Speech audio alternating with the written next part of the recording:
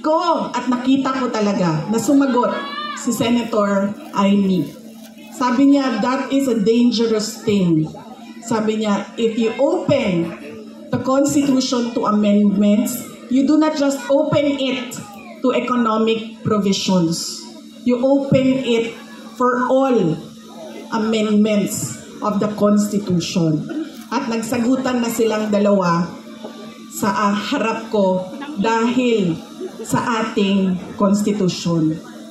Kaya yan ang pruweba ko at proof ko sa inyo na magkaiba na tao.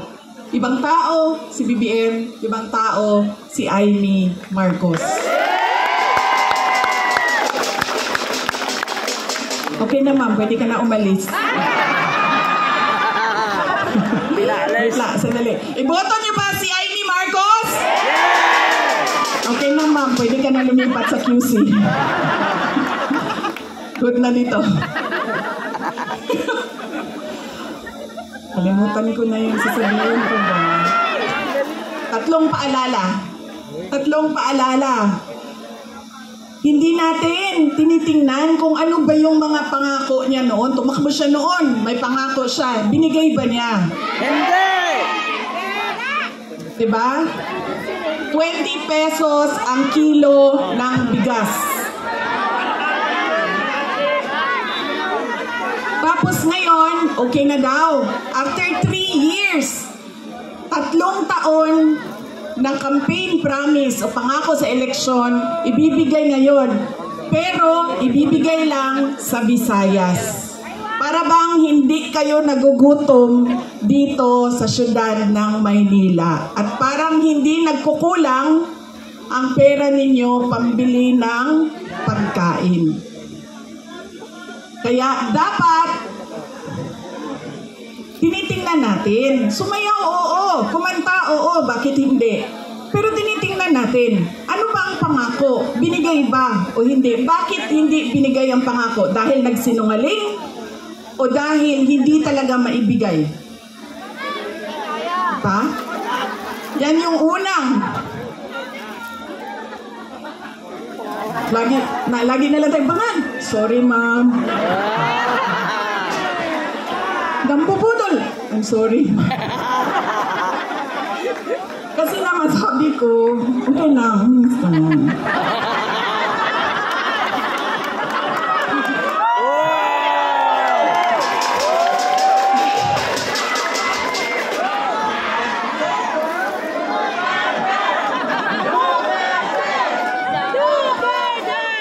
Alam niyo, yung bangag na yan, hindi totoo. Hindi naman ako kasi tumawa dahil tinawag siyang bangag. Andun ka din, di ba? Hindi ako, kasi sa Bisaya, ang bangag, di ba? Bangag, bangagan, bangag. Oo. So, pag sinabi mong bangag sa Bisaya, hindi siya adik. Unsa man sa kida. Di ba? Oo. So, hindi talaga ako natawanan, tinawag siyang bangag. Kasi sa Bisaya, ang bangag ay butas.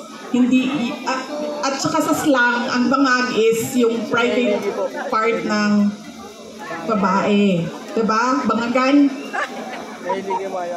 Ang pinagtawanan ko, dahil ang rally na yon ay kontra sa pag-amyenda ng konstitusyon. Yun yung rally na yon. Tapos nagulat na lang kami na iba na yung napag-usapan doon sa rally. Pero balik tayo sa bangag, ma'am. Alam mo, hindi ito kasali talaga sa speech ko, ma'am. Sinabi sa akin ng partner ng uncle ko na noong hindi pa siya Pangulo, nung senador pa lang siya, ay bumisita sila sa bahay at inalok talaga sila ng droga. Kung hindi, yung wala naman ako sinabi na pangalan. O talaga, alam nyo, may malaki bang pulungan ang Maynila para sa atin lahat? Hindi nila tayo kakayanin ikulong, no? Baka matulad tayo kay President Duterte. Nakulong na. Humindi yung partner noong uncle ko. Kinento nila yan sa akin. Ang buong akala ko naman, kasi matanda na, diba, may edad na, natututo ka na sa kung anong mga mali na ginagawa ng kabataan mo, ay nagbabago yung tao. Hindi ko alam na yun na nga ang nangyari. Kaya balik tayo sa paalala, tingnan niyo muna. Pagkatapos niyang kumanta, tanungin ninyo ang sarili ninyo. Noon, nakinig ako sa iyo. Ano ang pangako mo? Binigay mo ba? Kaya dapat pinag-iisipan natin kung iboboto natin o hindi yung tao. Pangalawa, ito walang makakakontra sa akin nito kahit saan man sa mundo. Hindi dahil galing yan sa malaking pamilya ng mga politiko ay automatic ang boto ninyo. Hindi dahil anak yan ng Duterte ay automatic ang boto ninyo. Dapat tinatanong nyo ang sarili ninyo, ano ba ang abilidad at kapasidad ng tao na ito na maglingkod para sa bayan. Isa sa mga problema natin ay ang political dynasty. Pero hindi ipinagbabawal ang kung sino man ang may gusto tumakbo. Kaya nasa atin, nasa mga butante ang pagkilatis. Duterte yan. Anong abilidad niyan? Anong kapasidad niyan? At sino yan siya? Pangatlo, at huling problema natin, paulit-ulit, behavior, ugali natin sa eleksyon, sa halalan, ay yung palitan ng boto at pera. Dahil ilang beses na kayo tumanggap, magkano bilihan ng boto dito? Wala ka amin. 1,000? 1,000. Grabe, 1,000 lang? Galing na. Bigas ang ano dito, palitan. Ilang kilo? 5 kilo. So, magkano yun? 250? Mga 1,300 total na yun ng bili. Alam mo, lugi kayo. Taasan niyo yung presyo ninyo. Kasi galing ako doon sa Bacolod kahapon. Tinatanong ko, magkano bili ng boto dito? Noong 2019 daw, 2,000. 2022, 3,000. See? Sabi ko, taasan ninyo ang presyo ninyo. Tapos nung ito daw, itong eleksyon na ito, 2,000 to 3,000. Sabi ko, hindi nyo pa alam kung magkano kasi wala pa namang bilihan. Pero sabi nila, mga 2,000 to 3,000 daw yung bilihan ng boto doon. Kaya kulang ang hingi ninyo.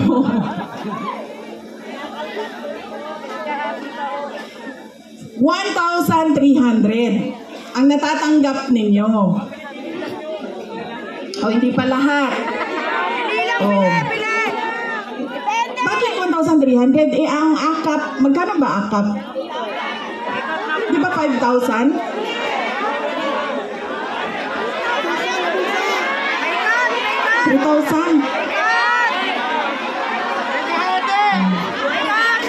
May kaltas pa yun.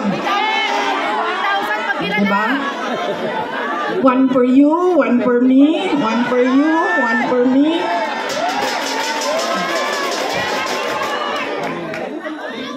Alam niyo, hindi namin ginagawa yan sa Davao. Alam niyo bakit? Nawawala kasi yung respeto ng tao sa isa't isa.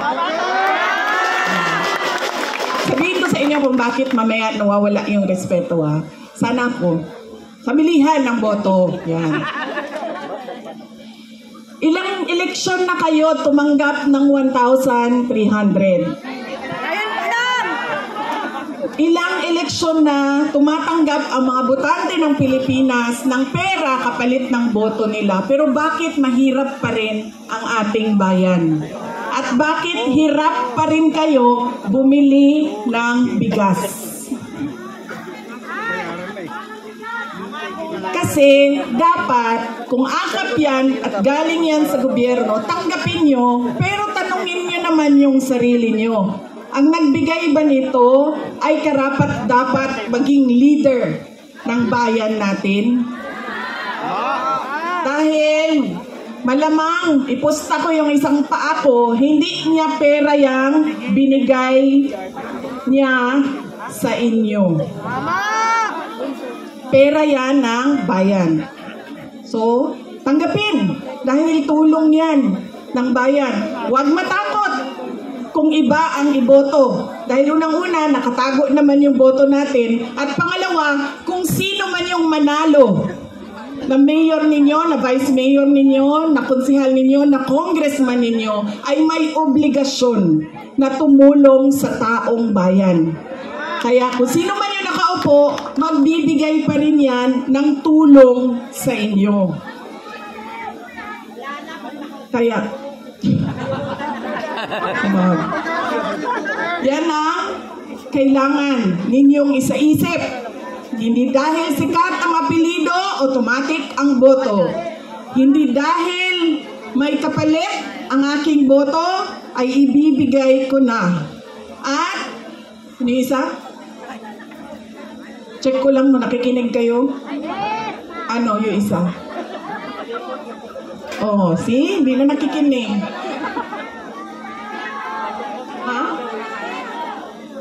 Respeto. Nakakawala talaga ng respeto yun, ma'am, pag may palitan ng pera. Yung isa ay wala naman nakinig sa inyo. Huwag ibenta ang boto. Huwag dahil sikat iboto. Ha? O yun nga, dahil sikat iboto. Ano isa?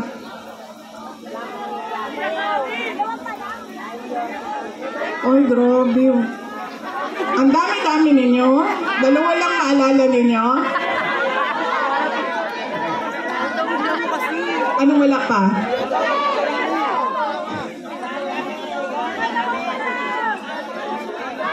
Ayo po. Oo, nagpapasalamat tayo kay Mayor Isko Moreno Dumagoso.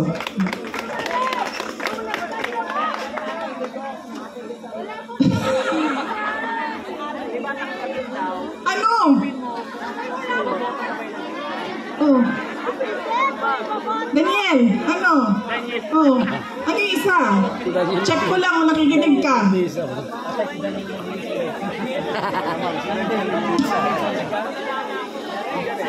Alam niyo, hindi ito totoo na kilay ko, ha? Drawing lang ito. Oh, drawing lang ito.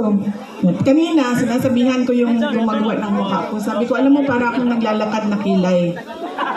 Tapos sabi niya, hindi, kailangan mo yan. Kasi pupunta ka ng rally. Doon sa malayo, hindi ka makikita kung wala kang kilay. Sabi ko, ganun ba yun? Sabi niya, oo, kailangan may mata ka, may kilay ka, kasi hindi ka makikita. So yung mga walang make-up at walang kilay dyan, hindi po kayo nakikita. Hindi namin kayo nakikita. Hindi joke yan, ha? Totoo yan, nangyari yan doon kanina kasi ayaw ko yung kilay. Drawing lang kasi, diba? Ano, wala?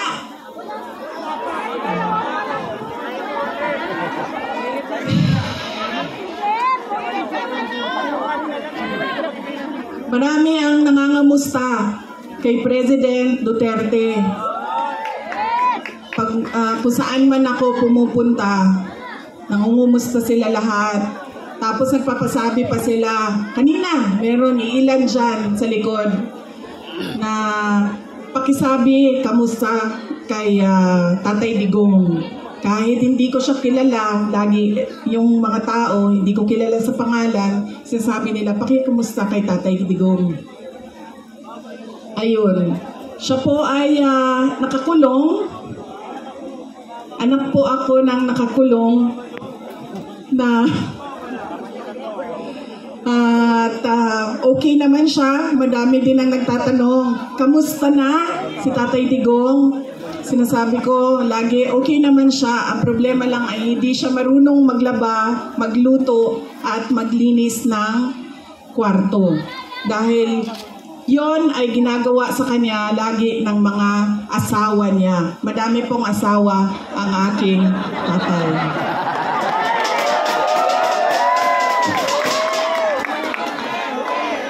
Nakita niyo yun si Kitty? Kitty, yung maganda ko na kapatid. Iba po yung nanay niya.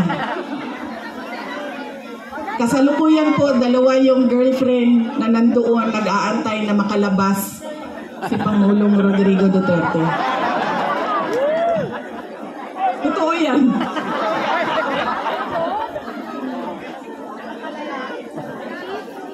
Oh, ma'am, hindi daw nila kinidnap yung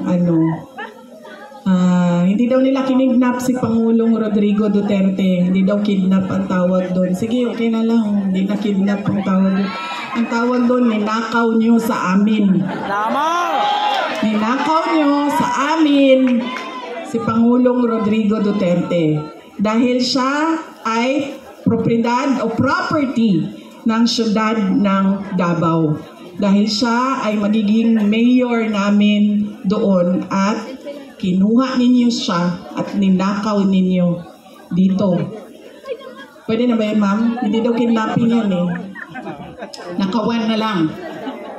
Ninakaw ninyo sa amin. Sa mga nangangamusta, ay meron kaming maliit na video presentation sa inyo.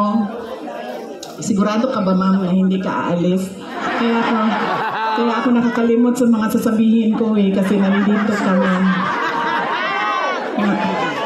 Ma'am, ang advice ko lang talaga sa iyo sa panahon na ito at sa darating na mga araw ay magpalit ka na po ng apelido mo. Ay, sorry, Romualdez pala ang middle name mo.